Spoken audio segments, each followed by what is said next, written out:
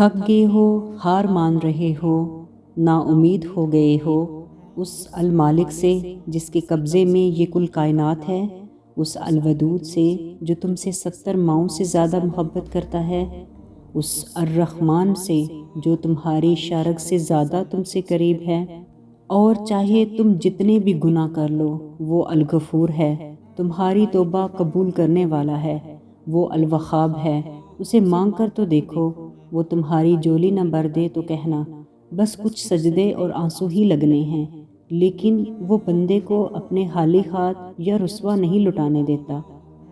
مانگتے رہو، کیا پتہ قبولیت کا وقت ہی قریب ہو۔ آزمائش کے لیے چنے جانے والوں کی دعاؤں کو بھی اللہ نے قبولیت کے لیے چن رکھا ہوتا ہے۔ وہ تمہارے ہاتھوں کو تب تک خالی نہیں کرتا جب تک وہ انہیں اور بہتر چیز سے بھرنے کا ارادہ نہ کر لے۔ ہمت مت ہارو، دعا مانگتے رہو تب تک جب تک جواب نہیں مل سکتا۔ اگر تم آزمائش میں چھپی اللہ کی مصلحت پہلے سے جان جاتے تو دعا کرنا ہی نہ چھوڑتے، اور نہ ہی یقین رکھتے کن فیکون پر، تو پھر دعا مانگنا کبھی مت چھوڑنا، اور اس یقین کے ساتھ مانگنا کہ وہ ہر حال میں دے گا۔ پھر دیکھنا تمہاری دعاؤں کے جوابات ان صورتوں میں آئیں گے کہ تم مطمئن ہو جاؤ گے۔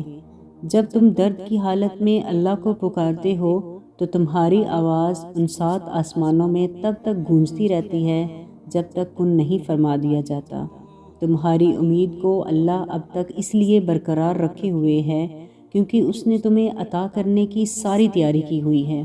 پہلی بات تو آپ کو یاد رکھنی ہے کہ یقین کے بنا دعائیں ادھوری ہیں۔ دعا سب کچھ کر سکتی ہے۔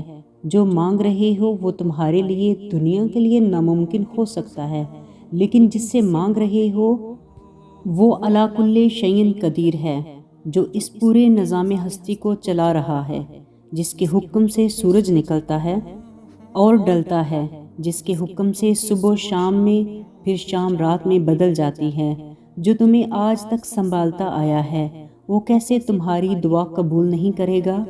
اللہ سے جب بھی مانگو، جیسے بھی مانگو، وہ ضرور سنتا ہے، وہ تمہاری خاموشیوں کو بھی سنتا ہے اور تمہارے سینے میں چھپے ہر راز سے واقف ہے۔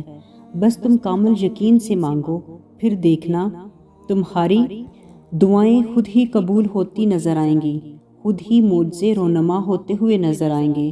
صبر منزل نہیں، صبر تو راستہ ہے۔ دعاؤں کی قبولیت تک پہنچنے کا تم صبر کے راستے پر ثابت قدم رہنا اور صبر کو مضبوطی سے تھامے رکھنا، یہ راستہ بہت جلد تمہیں منزل تک لے جائے گا اور تم وہ منظر دیکھ کر حیران رہ جاؤ گے۔ ابھی یہ راستہ جتنا مشکل لگ رہا ہے نا، جب اپنی سالوں پرانی دعاؤں کو قبول ہوتا دیکھو گے تو خوش ہو جاؤ گے۔ دعا قبول ہونے میں دیری کا مطلب ہرگز نہیں ہوتا کہ اللہ تم سے ناراض ہے۔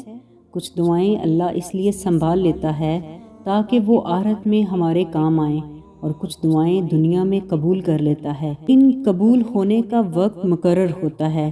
کبھی کبھار ہم کچھ سوچتے ہیں کہ کاش ایسا ہو جائے، ہی دیر بعد وہی ہو جاتا ہے جیسا ہم نے سوچا ہوتا ہے، اور کبھی کبھار دعا کے قبول ہونے میں سالوں لگ جاتے ہیں، کیونکہ ہر دعا اپنے وقت پر قبول ہوتی ہے، اور قبولیت دعا کے لیے یقین کامل ہونا چاہیے، آدھا ادھورا نہیں۔